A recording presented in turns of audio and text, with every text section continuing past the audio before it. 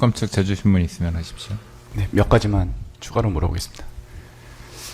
증인 그 대통령실로 빨리 들어오라는 연락을 받고 가고 계셨는데 도착을 했을 때 이미 피고인, 당시 대통령이었던 피고인이 비상계엄을 선포하러 간 상황이었죠. 제가 이제 분 단위로 기록을 했거든요. 해서 있는데 지금 가져가셔가지고 제가 정확히 모르지만 그래서 용산 컨벤션 센터 앞에 와서 전화를 주십시오라고 행정관이 저한테 이야기를 했어요. 그래서 제가 용산 컨벤션 센터 앞에 택시를 내려가지고 그 행정관에 전화를 했더니 전화를 안 받으시더라고요. 그래서 두 번을 전화를 했습니다. 통신기록을 다 제가 검찰과 특검에 다 제출했었고요.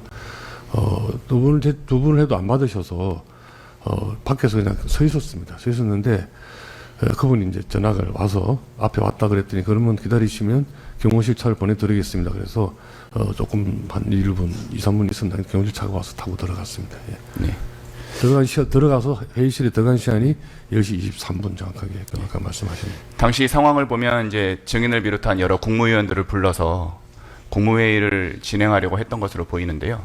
증인이 아직 도착하지도 않았는데 대통령이었던 피고인이 비상계엄을 선포한 이유에 대해서 뭐 설명을 듣거나 얘기 들은 게 있었습니까? 사후적으로 들었지만 이제 정족수가 다 저 오기 전에 다 충족이 되어서 국무회의라고 하는 일을 마친 걸로 그렇게 알고 있습니다. 네. 증인이 아직 도착하지도 않은 상황이었지만 정족수가 채워졌기 때문에 국무회의가 진행됐다. 그렇게 나중에 얘기 들으셨습니까? 누구에게 들은 것 같지는 않고요. 제가 그거는 그 언론이나 뭐 이제 짐작을 통해서 생각해 볼 때 그렇게 생각합니다. 누가 저한테 그렇게 뭐 상세하게 뭐 설명해 줄 사람이 누가 있겠습니까? 그냥 나중에 그냥 증인이 여러 가지 경로를 통해 알게 되신 상황이란 거죠. 증인 아까 그 송진호 변호사님 질문에 대해서 그 국무위원들이 통상의 국무회의를 할 때 그 안건에 대해서 이제 구체적으로 뭐 논쟁을 벌이거나 찬반 논쟁을 하거나 의견을 개진하는 거 없이 보통은 통상 상정된 안건을 처리했다는 취지로 말씀하셨죠. 그렇습니다. 그게 이제 사실은 각 그 대통령님들마다 스타일이 다르셔서 어떻게 국무회의를 운영했는지 하는 건 아마 각 정부마다 좀 다를 건데요.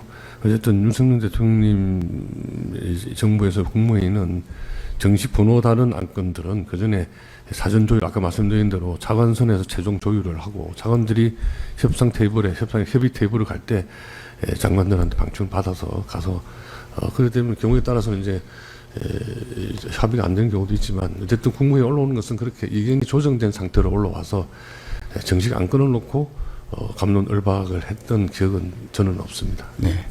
그래서 국무위원들이 국무회의에서 어떤 안건을 심의한다고 할 때 증인님 말씀하신 것처럼 이미 사전에 관련 부처 간의 여러 가지 의견 조율이나 필요한 어떤 의견 교환 아니면은 논의를 충분히 하고 그렇기 때문에 국무위원이 해당 국무회의에서는 안건에 대해서 어떤 결정 행위만 하면 되는 그런 상황이지 않습니까? 네, 보통 국무회의 안건 올라오는 것이 이제 제일 중요한 것이 법률안이고요.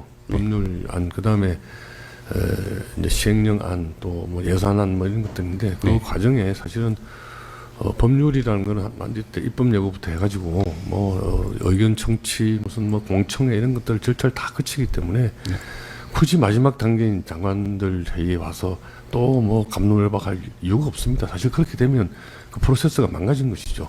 그 전에 이미 의견을 다 듣는 절차가 마련되어 있기 때문에 필요가 없는데 그거하고 뭐 만약에 비상계엄 안건을 국무회의에 올렸다라고 한다고 보면 동등한 수준에서 논의할 건 아니라고 생각합니다.